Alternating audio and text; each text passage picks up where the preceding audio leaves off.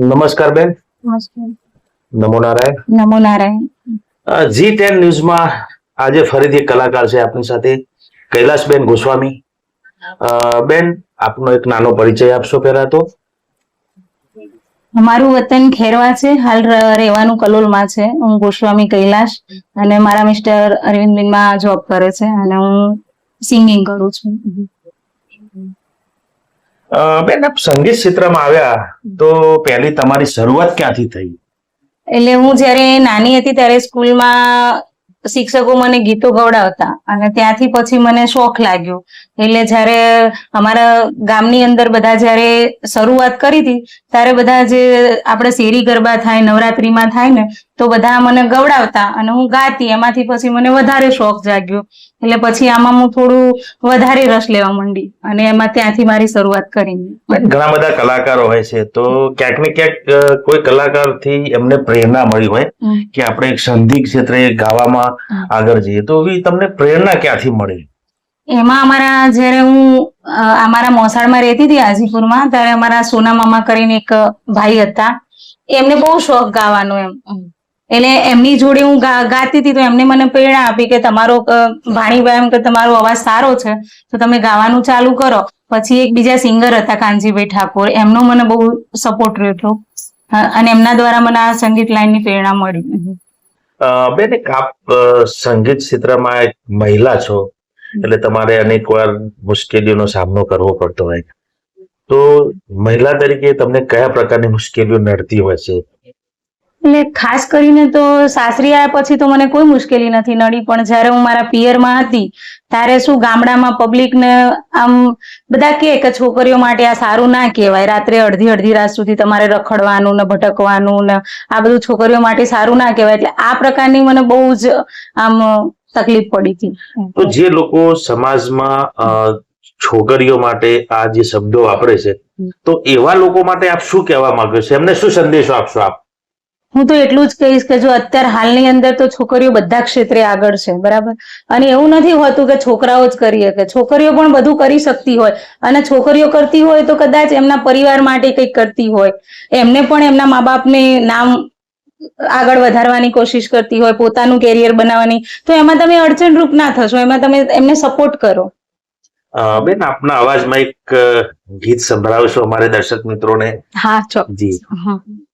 ખાસ તો મને મારી વિહતમાનું સોંગ વધારે વાલું છે, કારણ કે આજ એમના સપોર્ટ થી છે અને એમના આશીર્વાદથી, મારી કુળદેવીના આશીર્વાદથી જ હું, તો એમના માટે એક સોંગ મારે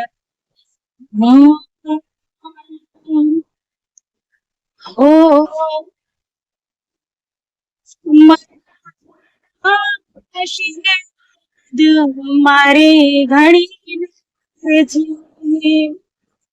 અરે વિહતના પરતાપે માથે લહેર લીલા લહેરી છે, હે સુખ યોગ્ય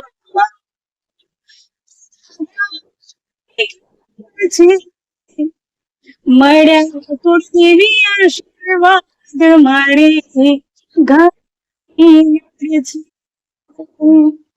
ખૂબ સરસ બેન આપનો અવાજ છે.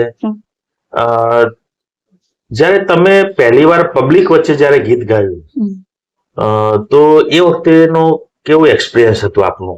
જ્યારે પહેલી વાર હું શરૂઆતમાં તો મારા ગામમાં જ ગાતી હતી, પણ જ્યારે પહેલી જ વાર મને ઓફર આવી બહાર જવાની માટે તો મને બહુ ડર લાગ્યો, કેમ કે પબ્લિક વચ્ચે ગાવું એટલે મારા એકદમ તો પહેલા તો પગ જ ધ્રુજવા માંડ્યા હતા. પણ પછી મારા મામાએ બધાને કીધું કે તું ગભરાઈશ નહીં, તને જે ફાવે તું ગા. પણ પહેલી વાર તો મને થોડી ગભરામણ તો થઈ જ ગઈ હતી. ઘણા બધા કલાકારો છે કે જેમને સ્ટુડિયોમાં ગાવાનું ગમતું હોય અને બહાર, તો આપણને તમને કયા પ્રકારનું સ્ટેજ ગમે, મતલબ કે રેકોર્ડિંગ સ્ટુડિયોમાં કે આઉટડોર પબ્લિક વચ્ચે?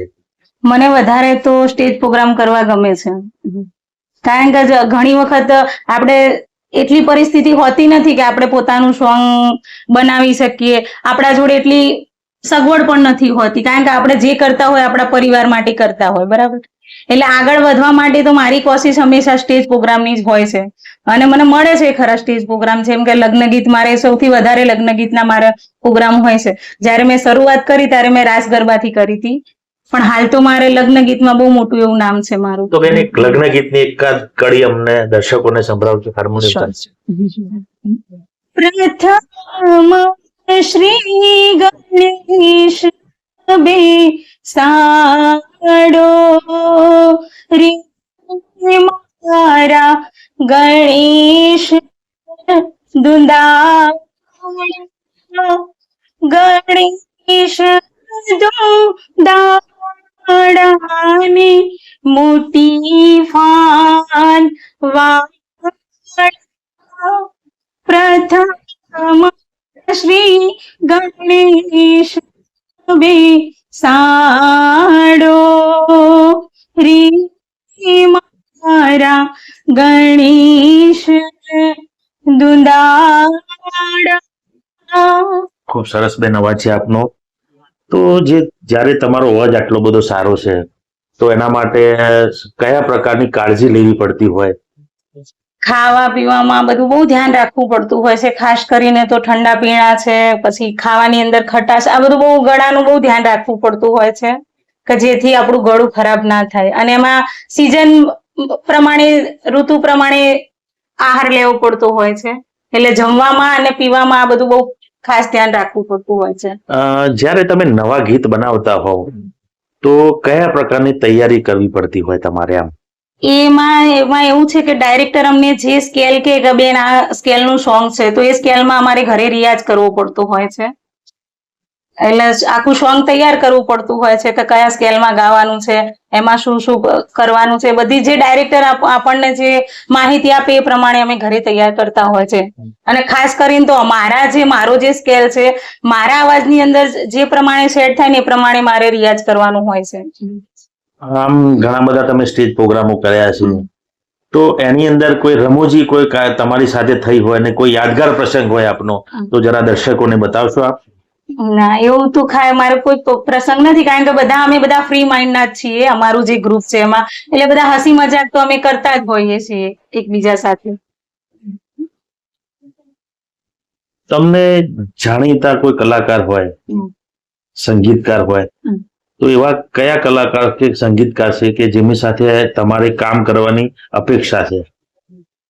લગભગ તો મેં બધા કલાકારો જોડે કામ કરેલું છે, પણ હાલ મને મારા પ્રમાણે જો હું વાત કરું ને તો મને હાલ સંતવાણીમાં જવાનો શોખ છે. એટલે ગોપાલ સાધુ મારા ફેવરેટ કલાકાર છે ને એમની જોડે મને પ્રોગ્રામ કરવાની બહુ જ આશા છે. તમે એક મહિલા કલાકાર છો તો એક બાજુ પરિવાર છે અને એક બાજુ તમારી પ્રોફેશનલ લાઈન છે, તો એ બેનો સંતુલન કેવી રીતે કરતા હો છો આપ? એમાં એવું છે કે જો મારા પરિવારનો મને બહુ સપોર્ટ છે, મારા મિસ્ટરનો, મારા સાસુનો, આ બધાનો મને બહુ સપોર્ટ છે. કારણ કે હું જ્યારે પ્રોગ્રામ કરવા જઉં તો મારા મિસ્ટર મારી જોડે આવતા હોય છે અને મને તો આરામ મળે છે પણ મારા મિસ્ટરને તો આરામ પણ નથી મળતો, કારણ કે એમને નોકરી જવાનું હોય. અને ઘરે મારા સાસુ, બધું મારો પરિવાર, મારા બાળકો બધું મારા સાસુ સંભાળે છે. એટલે મારા પરિવારનો મને બહુ સપોર્ટ છે.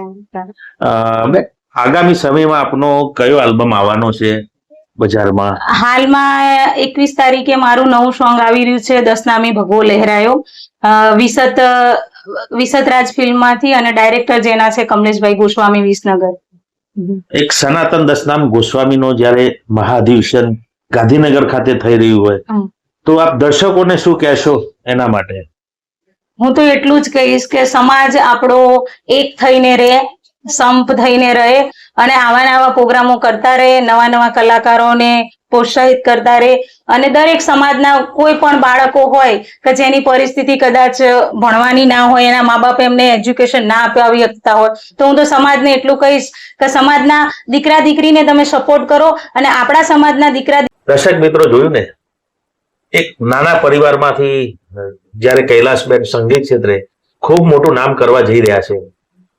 લગ્ન ગીત હોય, સંગીત, સંતવાણી હોય, રાસ ગરબા હોય, અનેક કાર્યક્રમોમાં તેઓ પરફોર્મન્સ કરી ચૂક્યા છે અને ખૂબ મધ્યમ વર્ગમાંથી આવે છે. પરંતુ જે અવાજ છે એ સુંદર છે, કોકિલા જે કંઠ કહેવાય એ પ્રકારનો અવાજ છે અને આપણા સમાજનું રતન કહેવાય. અને આગામી સમયમાં જ્યારે મહાગુજરાતનું સંમેલન ગાંધીનગર ખાતે મળી રહ્યું હોય તો એના માટે એમને સ્પેશિયલ એક ગીત બનાવ્યું છે અને આવતીકાલે એનું રિલીઝ થવાનું છે.